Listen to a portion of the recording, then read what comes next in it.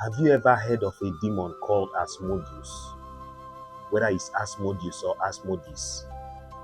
This is a demon of lust. Have you ever asked yourself, as a man, there are some ladies you will come in contact with. Once you sleep with them, you might even die. Have you ever asked yourself, as a woman, what is wrong with me? Once a man comes in contact with me, something goes wrong with that man. There are women it happens to. Those women are possessed by this Asmodeus. What this Asmodeus does is he marries. He does not need invitation. He walks into the life of a man, into the life of a woman, and seduces the woman and marries the woman.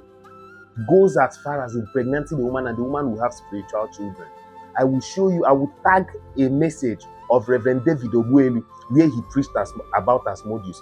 This is a true life story of what happened to me. I have met such ladies. Calm down, it's going to be a long one because this demon tormented me. I was coming back from school. I schooled in Owerri. So I was coming back in one of those days to Umuahia where my parents live. I met this beautiful girl. We were sitting in front of a bus together. So as we were sitting there, we got talking. Now as a guy man, then I like women well. So I asked her out. We got talking, one thing leading to another. I even started touching her in the bus and nobody knew. And, we kind of knew that we were very naughty people. We kind of aligned. She liked me, I liked her. Instead of this girl to go to Uba Akala, where she is going to her village, she now followed me to my house. Because she was schooling in Owerri too. We're not in the same school though. So when we got to my house, we made love that evening. When we made love, I slept. I had a vision or a dream where I was sitting in a desert. I've told this story before on Facebook. I didn't post it on this TikTok because this TikTok is UK TikTok. Then I was using Nigerian TikTok, so I didn't post it. So we made love, and I had a dream where I was sitting in the middle of a desert and I was crying helplessly. If I look like this, is desert, look like no life, no tree, no living thing. I woke up. We made love again in the midnight, and after we made love, I had the same dream, no difference. In the morning, we made love again, around that kind 5, 6, when she wanted to now go back to her house. So I was sitting in the parlor, waiting for her while she was dressing up in the room. I was just sitting and leaning on the couch, and this one was no longer a dream, it was a trance. And I had the same dream again. This time around, it was more scary. I was sitting in this desert without clothes, only wearing something like a leaf covering my manhood. And I was sitting on a tree stem. That tree stem don't dry, old tree stem. And I was crying. If I scream, my voice will echo. No help, no life in that desert. I overlooked it. I just prayed casually about it. My brother, no be every problem, then they pray casual prayer. So she left. I gave her money. That was the day that demon that followed her started tormenting me. See, waiting I go through for my life. My parents seeing this video will attest to it. My relatives, my brothers, they will attest to it because they know what I went through. As a cinematographer, I stayed almost a year or more than a year. I did not shoot any job. Nobody called me for a job.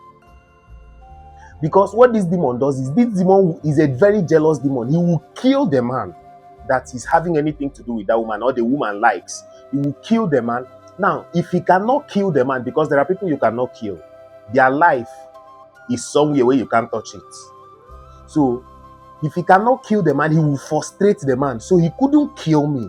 That demon frustrated me. I was doing free jobs. And any job I do mistake, I go and force myself to do it because they will price it. Some people were pricing me 30K to come and shoot event. I'll do picture and video, I'll fly drone. I'm not lying to you. Like, I will agree to do it just so that I will see money to eat, because I borrowed money to the extent that people that were selling foodstuffs in my area started avoiding me. I couldn't do a job. If I force myself to do a job, something will go wrong. Either my camera spoil, or the camera I hired will spoil, or something will just happen at the job, we'll fight, or the clients, I will spoil something where I went, something must go wrong, or the hard drive where I saved the job will get spoiled or get missing. There must be frustration. So this Asmodeus tormented me. There are 2 significant events this Asmodeus appeared to me, because at the time I prayed, and God almost came through for me because of the level of the prayer. But he needed a higher authority to deliver me, because spirituality obeys rank. There is a rank you will operate with in the spirit or in the spiritual realm. You cannot cast out some demons. So I prayed and prayed till one night I was sleeping. That demon came to my bed and was standing. My spirit stood up and I was looking at that demon. That demon told me to sign this document, gave me a paper. I said, I am not signing. I started praying and I shouted Jesus. He said I should shut up, that name cannot work, that in the spiritual realm, that it is about judgment, that I have touched somebody he is legally married to. He left. That night was so scary. I ran away and ran outside to my boy's room. I slept in my boy's room. One of the boy that was working with me then that one aside. Another event where that demon tormented me appeared to me was I hung out with some friends, because at this point my friends started avoiding me. So one Sunday I was bored. I called this my friend. He said then go club. So I said okay, I go come. So we hung out that evening. From that hanging out, we went to club. So I went to ease myself from the club around 2 a.m. or so. I went to ease myself. So you know these club toilets now, like 3-4 persons go enter. You now go the piece for each toilet. So it's open, not like the one you enter and lock the door. So we entered the restroom, the male side. So another guy followed me and entered. I didn't know that guy was not a human being. It was this demon who took a human form to come and torment me. So when we entered, the next thing I noticed, that guy entered and the jaw. And when that guy entered, I was feeling this presence, this negative aura. It enveloped me and I became scared. I started praying, and I don't drink small, I don't high small. I started praying. So when I entered that place, the door jammed. Boom. I knew it, said something don't happen. At this point in time, the anger in me has welled up.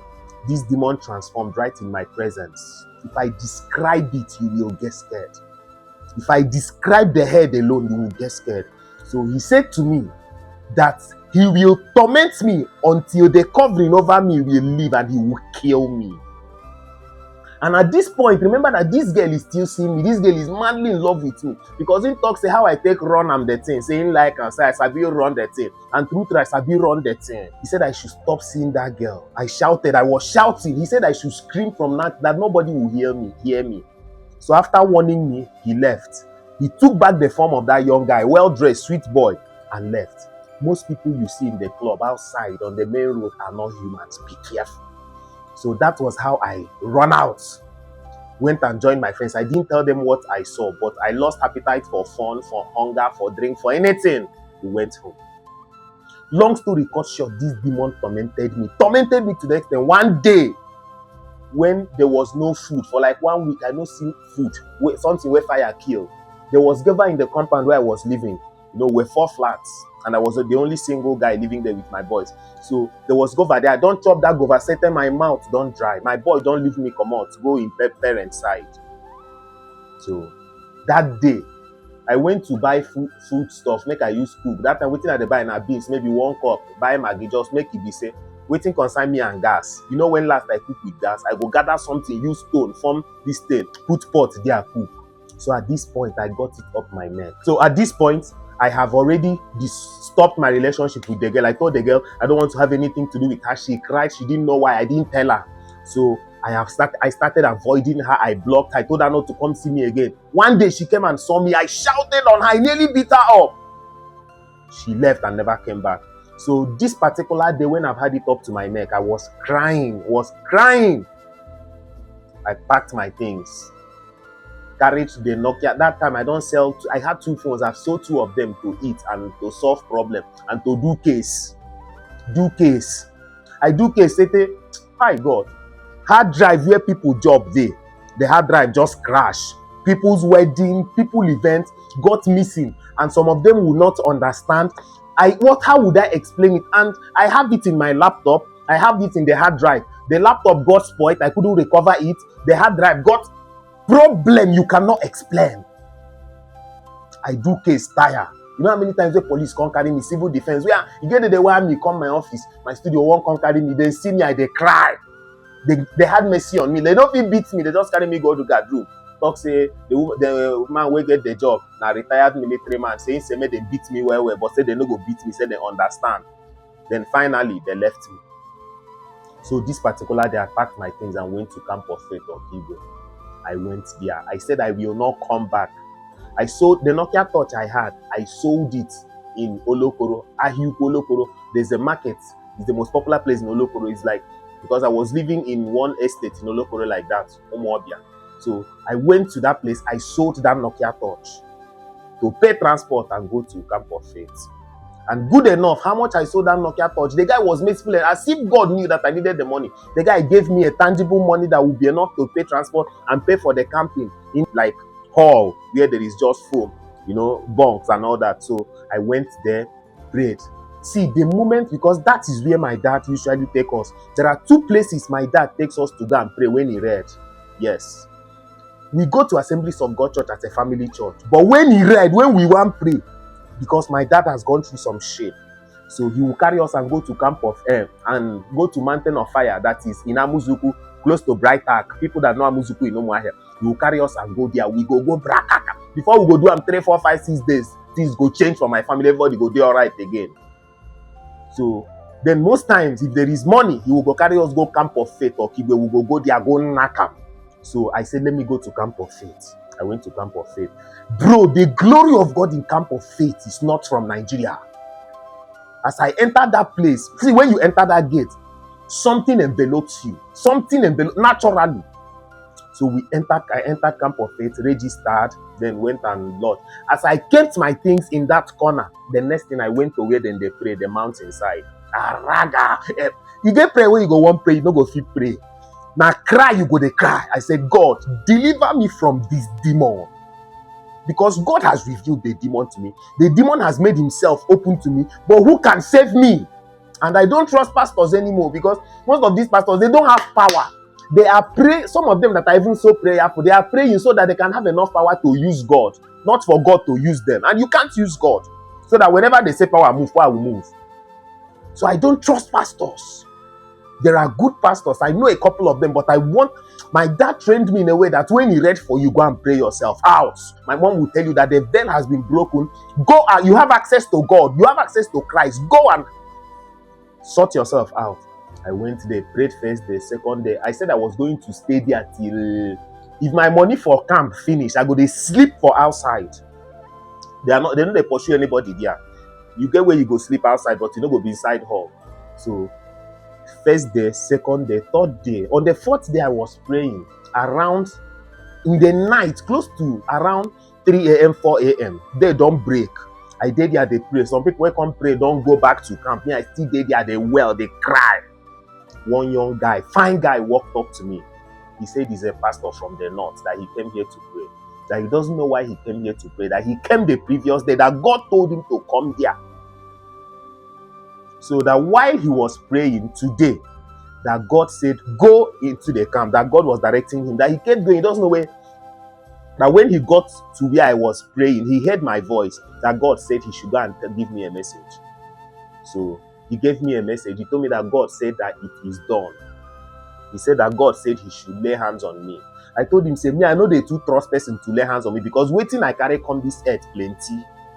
Me then tell me, even a pastor have told me that, say, no be every pastor will feel lay hands on me, because everybody is born in spiritual levels. The spiritual level where I am born in, you must be born in a higher spiritual level. You must be coming from a stronger place to be able to lay hands on this my head. You know what I've gone through? Do you know where I've gone to and I came out alive? And people died there. I'm a product of grace. You get where I come from. So I told him, he said that God said he should pray for me, that I should hold his hands, since he can't lay hands on me. So he held my hands. Immediately he held my hand. Whoop! Me, fall under anointing. Never. And every past church where I go, no. I know they agree fall under anointing, but that day I fell under anointing. I was screaming. He held me. He held me down. He started crying to God, praying. He casted out that demon. See, I felt something leave me. I felt it, but I didn't see it. I felt something. I felt light after he prayed for me. He told me that it's done. That God said he has done it. He has delivered me, but I should not go back to where I am coming from. That is why it's hard for me now for a woman to enter me. It's hard. So after that, he gave me some money. I don't want to tell you how much this guy gave me. He said he has a big church in the north. He didn't tell me the name of the church, and I didn't ask him. I'm looking for that guy till now, because this thing happened a couple of years ago.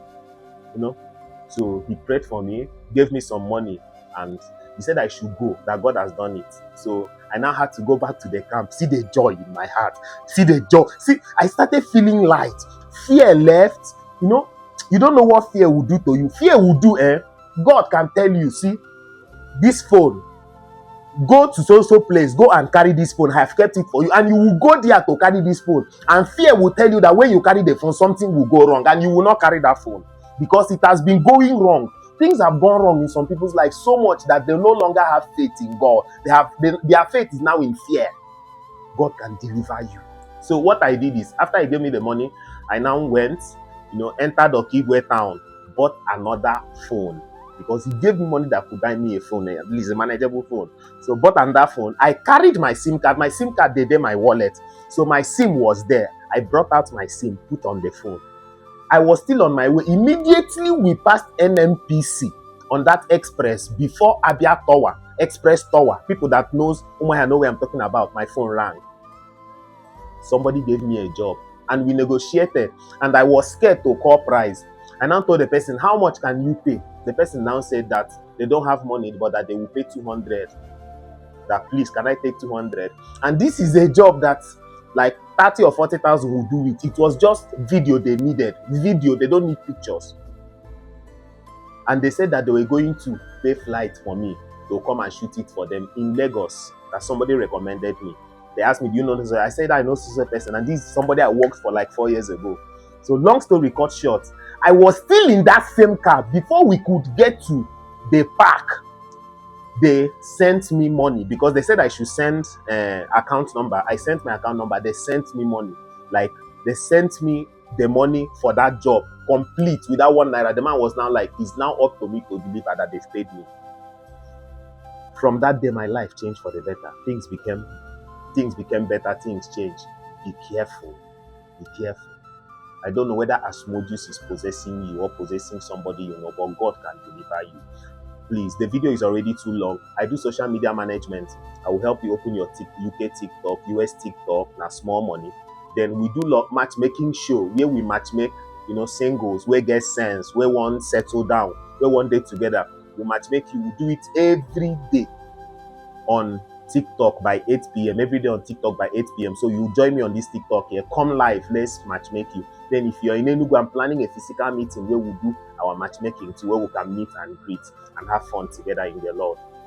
Thank you. My name is Maserati. Please follow. I'm begging you, follow me. That's how to encourage us. Just follow. Have you followed? You don't follow me? Correct. Thank you.